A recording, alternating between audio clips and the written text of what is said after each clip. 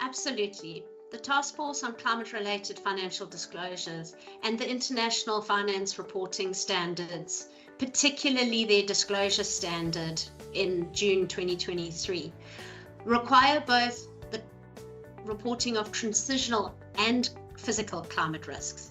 Now, that's important in the African context because transitional risk refers to the risk of companies as they transition to a lower carbon economy.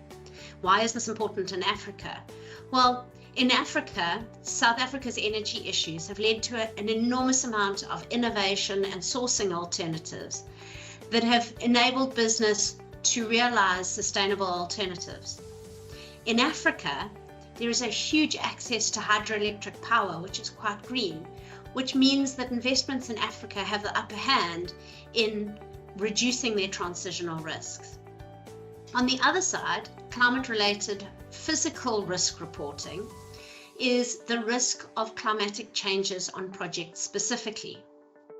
Now, that is important in Africa because we know that Africa is a very warm continent, and the increases in temperature are going to have substantial effects on how we do business, as well as how equipment operates at those extreme temperatures.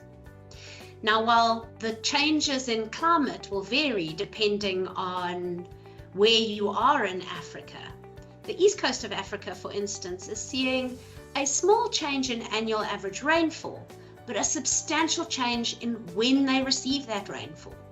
You're going to see higher rainfall at the end of the wet summer period and lower rainfall at the end of the dry winter period on the east coast of Africa. So it's particularly important that African projects start taking this into account. That said, all the guidance and international best practice available offers the opportunity for African projects to leverage those tools to make them more resilient to climate change. For instance, SRK is developing a set of tools to automate the creation of baseline climate data where no monitoring or little monitoring is available. We're using those tools also to create more defensible or projections, climate change projections, with more confidence as we go forward. These tools will help ensure that Africa's mining sector, as it goes into the future, is both more resilient to climate change, but more ready to adapt and become part of a lower carbon economy.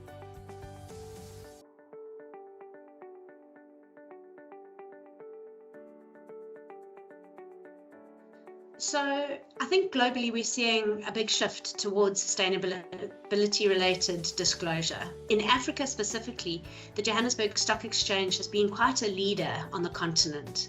It aligns with stock exchanges in Europe and North America because it requires companies to produce integrated reports and include sustainability information. But they're not the only ones in Africa that are driving this agenda. The African Security Exchanges Association is also working towards harmonizing sustainability reporting across its member exchanges, and the African Development Bank is actively promoting sustainable development and encouraging companies to adopt ESG reporting. This is through various initiatives and funding programs. But disclosure in Africa is largely being created or is being shaped by international organizations like the Global Reporting Initiative or the Sustainability Accounting Standards Board. So we are seeing a lot of the best practice and reporting that really works coming through into the African space.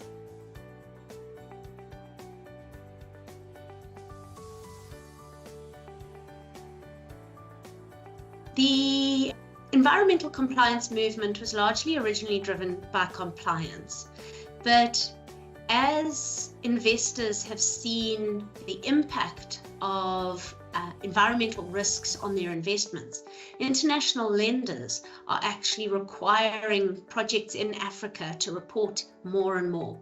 This has been seen through requirements like the Equator Principles and the IFC performance standards. Both of these, specifically related to climate change, require that reporting be done in terms of the Task Force on Climate-Related Disclosures. So that body was dissolved in 2023, and the Financial Services Board asked that the International Financial Reporting Standards Foundation assume responsibility for climate-related disclosures. And in 2023, they issued a new disclosure standard. This now guides climate-related disclosures. It's been issued in terms of the International Sustainability Standards Board, so it improves by making it a more integrated approach.